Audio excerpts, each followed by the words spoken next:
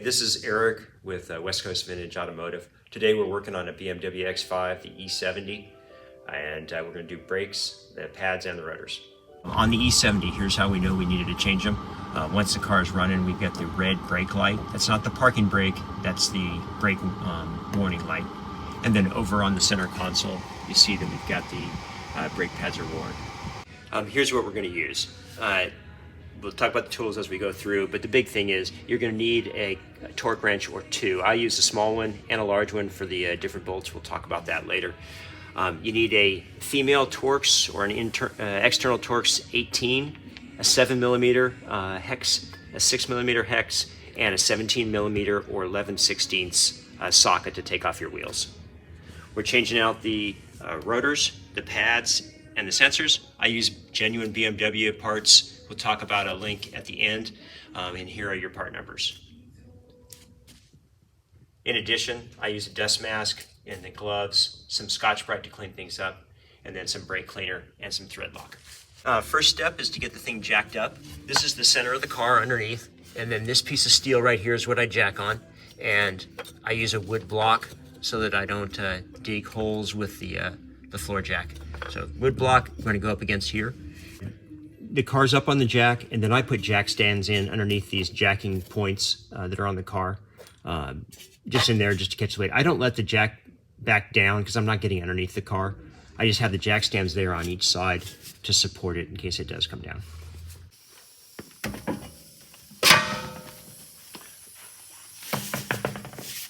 Okay, I always take the wheel off and then stick it underneath the car just as one more safety in case it were to fall. After the wheel off, the next step is to get off this spring retaining clip. What I use is a fat piece of metal like the end of a ratchet handle. Push here and then just pop it outwards and then come to the other side.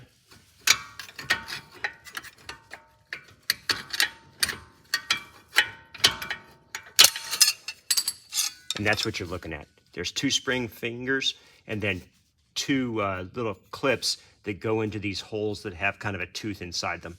Kind of a pain in the butt, but you'll get the hang of it. Big thing is pry from this side and then pop it out with the screwdriver to get that clip to come out of the hole. The car, the whole front end up in the air, you're able to turn the wheel by hand just like that. Go ahead and turn it all the way so the caliper's out. And then reach back and you'll find two rubber caps that hold the caliper on. That's a 7mm socket. It goes into kind of a hole and it pulls out the pin that the caliper slides on. Do that one top and bottom. So with the 7mm hex socket, we went ahead and pulled out the two slider pins that the caliper slides on. So now it's free to move.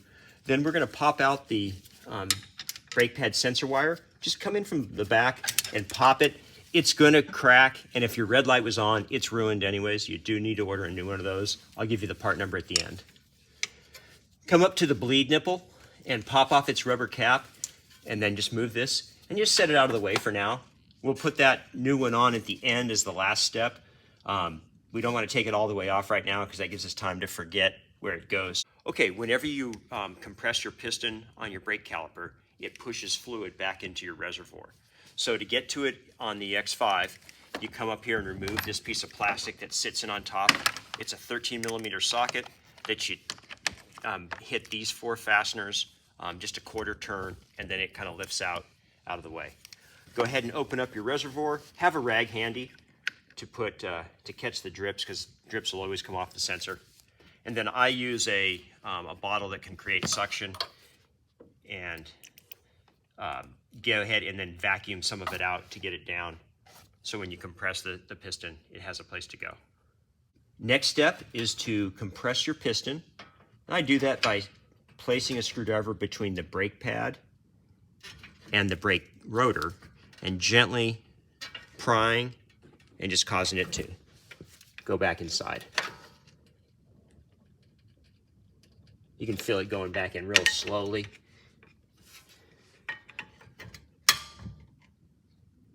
So I've compressed it with the screwdriver, gotten it off the rotor, twist it out of the way, remove your pad. While you're here, just grab either a C-clamp or a large set of slip joint pliers and make sure that piston is fully compressed into its bore. Once you've done that, carefully rotate it up out of the way without putting any stress on the rubber hose and get it out.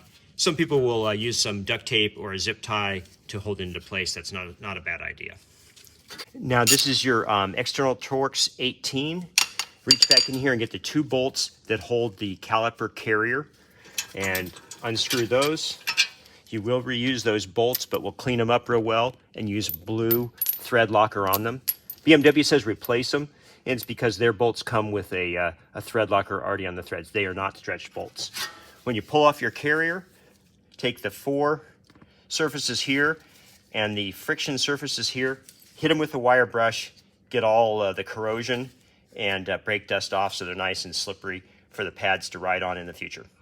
All right, BMW holds their disc to the hub with a set screw. It's a 6mm, real short little bolt. Go ahead and pop that off, and then the rotor will come off for you. And then once you do, this one's actually in really good shape, but take some Scotch-Brite or the wire brush and really clean any corrosion off of this. For that matter, clean inside the mating surface of the wheel. A lot of times it gets stuck right here on this rim, so make sure that's good and clean. I think Scotch-Brite will be all this one takes, but yours may take a wire wheel. Having taken a wire brush and cleaned up all the friction surfaces of the carrier bracket, the caliper bracket, I'm going to go ahead and use some of the brake paste from BMW and put wherever there's a friction point, and you'll see that when you clean it up from where the old pads used to scrape. Put a good batch of that on. Not so much that it's going to get anywhere, but just a thin coat so it's nice and slippery. In addition, I throw a little bit around this rim where the wheel, the aluminum of the wheel sits. It keeps you from having trouble getting the wheel off later. Then we're going to go ahead and put the brake disc on and then bolt the caliper up. That's next. Okay, rotor goes on. Line it up with your set screw. Try to touch the disc. I always tell myself I'm not going to, but I usually touch it anyways. So that's why I have the brake clean out to clean it up when we're done. And tighten that up with your 6mm set screw. And that just needs to go good and snug. Not a particular torque. It's a small bolt. I've cleaned up the 2 bolts with the wire wheel, and then a little bit of blue thread locker, and then I stir it around like this to make sure there's a nice even coating on all the threads to keep them from getting corroded. Bring your bracket up in position and put the bolts on the top and the bottom, and those bolts get torqued to 80 foot-pounds with your 1/2-inch torque wrench using your E18 socket. Now grab your BMW brake grease, brake parts grease. Put a thin layer on the 2 slider pins for the caliper, and then I put some on the back of the brake pads as well. I look at where the witness marks are from the previous interaction with the caliper and just put grease in that area. So the round one around, and then I'm going to go ahead and install the pads. Pads go in. Don't touch your disc with the brake grease. Then bring your caliper down, take your other pad and bring it back up into position here, and then compress it inside of the piston there. It snaps in, then rotate it into position.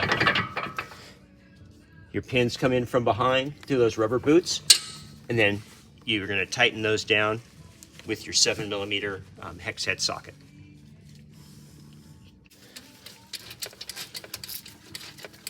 Use your ratchet to get those things started, and then you're going to finish with 22 foot-pounds or 30 Newton-meters for a final torque on them using your 3/8 drive torque wrench.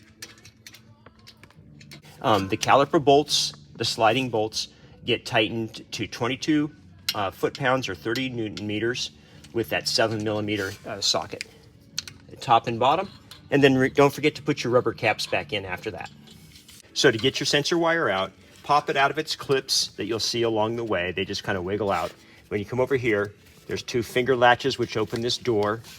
pull it out of the way, and then carefully, because they tend to get brittle, work the cannon plug out, and then you can press here, but I pull up right here gently and pop, and it comes out pretty easy. Now I'll show you how to route the new one back in. Your new one with a little bump on the same side as the clip, push it all the way up in there and make sure that clip engages. And then put the bottom slot in down there and then route your wire and close your door.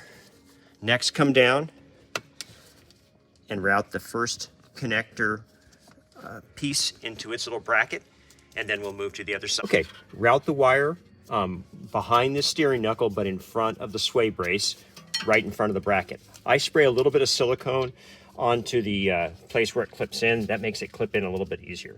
They're a bear to get in. One in here that's right by the sway brace bar, and then come up to the top and get the one that's at the kind of 12 o'clock position. Then come over. This lays right across the top of the hose onto the bleed nipple and close that cap down. And then you're ready to just come in, and then this piece will slide inside your new brake pad. And then here's where it plugs in. It's got a pretty easily defined track that slides into your new brake pad and right into that little hole. Make sure you feel the click. Hey, this spring plate retainer is kind of an annoying thing to deal with. I put a little bit of brake grease on the 4 contact points. Then I bring it in where these 2 hooks sit right in front of their holes, while these 2 teeth just start to engage at the top and at the bottom. Okay, top tooth is barely connecting, bottom tooth's barely connecting, the 2 hooks are in front of their holes, and then I'm pushing real strong with the palm of my hand inward, this way as well as that way. And then it goes in. What did help a lot was sitting in the car and clamping on the brakes real hard to get this thing just to tighten up a little bit. Using the brake clean, get all your fingerprints off of the disc, any of the oil, and do it on the back side as well. That way there's nothing that gets onto your new pads. Next, we're going to put the wheel on, and then we're going to torque the lug nuts to the manufacturer's recommendation of 105 foot-pounds. So hit the car onto the start position. Once it goes through its warm-up, get the little warning sign, and go ahead and hold this button in until you get the different service options. There it is. Then release and hold it again. It's going to say, do you want to reset it? Release, hold it again. And it releases back to checking it 9,000 miles from now. You're all set. That clears the code on the center console as well. All right, one more point and we're done. Okay, so we did the left-hand side. The right-hand side is exactly the same, except for there's not the sensor wire, so it's a little bit easier. The other thing, don't forget to check your reservoir at the end, or actually between doing the sides, to make sure that it's not too full. Third thing, if you want, you can take your old rotors and take them to a local machine shop and see if they can cut them and get them ready for the next time. That'll save you purchasing a rotor a little bit. But there is a minimum thickness that's listed right on the rotor. If you're skinnier than that and they'll measure it, then you can't reuse them again. Hey, thanks for watching. Hope your brakes work great.